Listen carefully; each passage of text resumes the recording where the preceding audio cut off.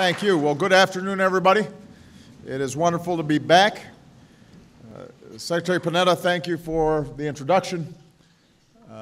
Last week at the White House, we had our first cabinet meeting since the election, and it was a chance for me to thank my entire team for their service, for keeping our country safe and strong these past 4 years. And Leon, few have done more than you in that regard. And that includes taking care of our remarkable men and women in uniform and their families, and keeping our military the absolute best in the world, bar none. So thank you, Leon, for being such an outstanding Secretary of Defense. We're very grateful.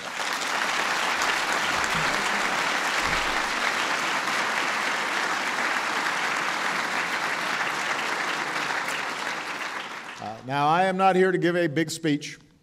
I wanted to just come by and join you in marking the 20th anniversary of one of the country's smartest and most successful national security programs, Nunn-Lugar. And I want to express my gratitude to all of you, from government, academia, NGOs, and our partners around the world. People in this room conceived it, you built it, you've sustained it. And of course, I especially want to acknowledge a leader who helped create it and who now helps guide it as our outstanding Deputy Secretary of Defense, Ash Carter. So thank you, Ash, for your great work.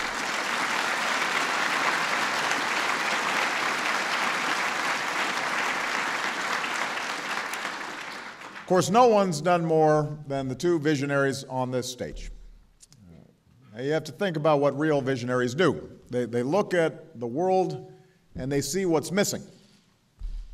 So they set out to fill the gap, to build something new. And that's what Sam Nunn and Dick Lugar did many years ago. They challenged us to think anew, to imagine, after decades of confrontation, how our nations might engage in cooperation. Early in the Cold War, Einstein warned of the danger of our wisdom not keeping pace with our technology. And with Nunn-Lugar, our wisdom began to catch up. I also wanted to be here because of my own personal debt to these two leaders. You know, when I was elected to the Senate, Sam Nunn was one of the first leaders I called. Obviously, he had an extraordinary reputation for his work on a whole range of issues in the Senate. And Sam, by the way, I always meant to say thanks for taking my call.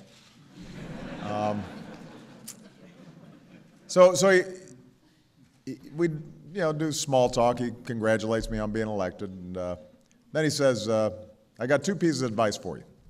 First piece of advice, get a seat on the Foreign Relations Committee. I did that. Second piece of advice, learn from Dick Lugar. I did that too. So I took Sam's advice then, and as president, I continue to value his advice and his counsel. Sam, as one of the so-called Four Horsemen, which I have to say is a pretty ominous nickname, has spoken out for a world without nuclear weapons. And with your nuclear threat initiative, you helped us ratify the New START Treaty, rally the world to secure nuclear materials, strengthen the global non-proliferation regime, and create an international fuel bank for peaceful nuclear power. Sam, that's an extraordinary legacy and an extraordinary record. Thank you for your partnership and your leadership.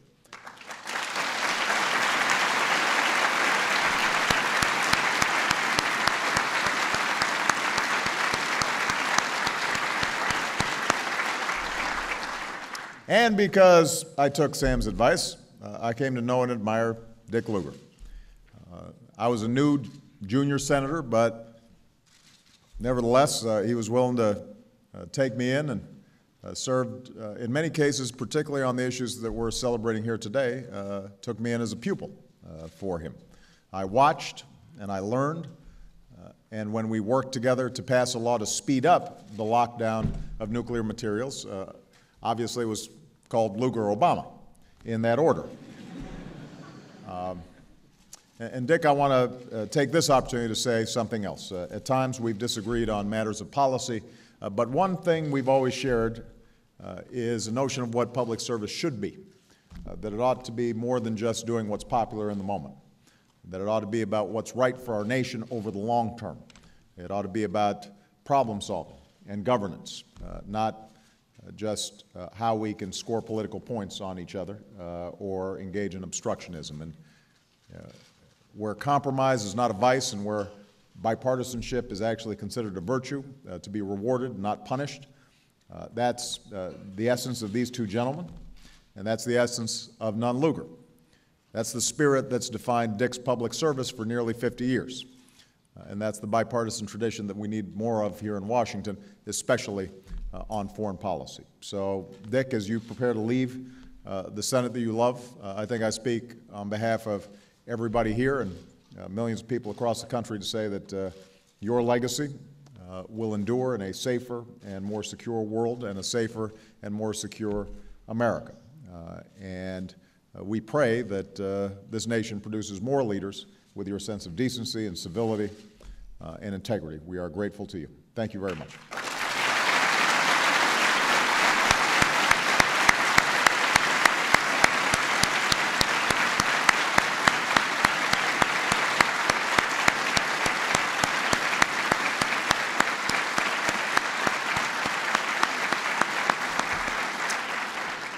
Now, I will point out it was Dick who took me on my first foreign trip as a senator to Russia and Ukraine and Azerbaijan. We were there to see the Cooperative Threat Reduction program in action. And the first thing I learned is that when Dick Lugar travels overseas, it's not a junket. You know, we didn't stop and look at a lot of beautiful sights and sort of lounge around on some shopping excursions. He wore out every 25-year-old staffer that was part of this delegation.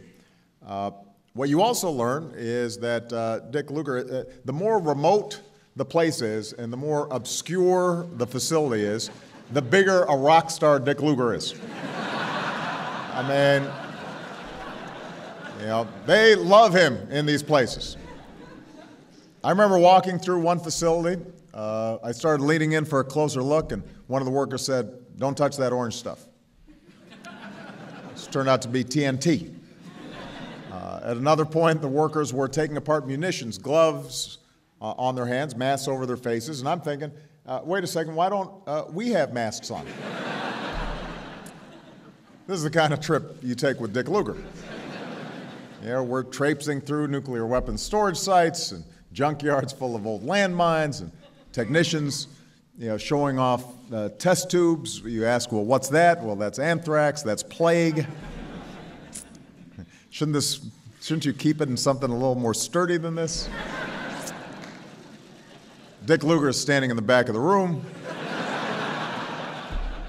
I remember I asked him, Dick, have you seen it? He said, yeah, I've seen it. I don't get too close now. That's what it's like traveling with Dick Lugar. And I had been a strong advocate for CTR before, but visiting those facilities, seeing the work that so many of you do, seeing these old weapons, once aimed at us, now being turned into scrap, truly brought home how important this work was. This is one of our most important national security programs, and it's a perfect example of the kind of partnerships that we need, working together to meet challenges that no nation can address on its own. And so Nunn-Lugar is the foundation for the vision that I laid out once I was elected president and traveled to Prague, where nations come together to secure nuclear materials, as we're doing now with our nuclear security summits, where we build on New START and continue to work to reduce our arsenals, where we strengthen the Nuclear Non-Proliferation Treaty and prevent the spread of the world's most deadly weapons, where over time we come closer to our ultimate vision, a world without nuclear weapons. That's why we haven't just sustained programs like Nunn-Lugar over the past 4 years. We've worked with all of you to strengthen it, expanding it to some 80 nations far beyond the old Soviet Union, moving ahead with the destruction of chemical weapons, partnering with others, countries from Africa to Asia and global health organizations to prevent the spread of deadly diseases and bioterrorism. And I have to give a shout out to somebody who was on the original team with Ash that conceived of CTR. She's been working it ever since and now leads our effort at the White House. Laura Holgate is here, and so we're very proud of her for the outstanding work that she's doing.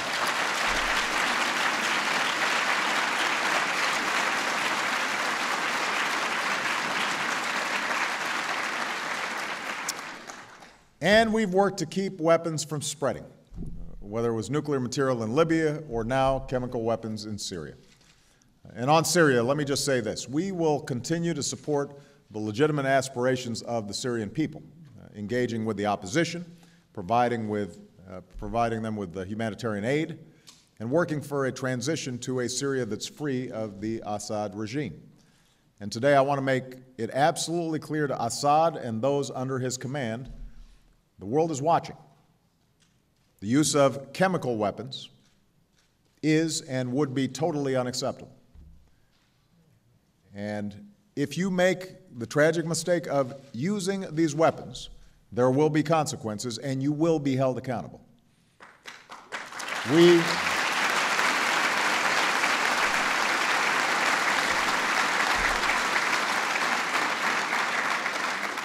We simply cannot allow the 21st century to be darkened by the worst weapons of the 20th century.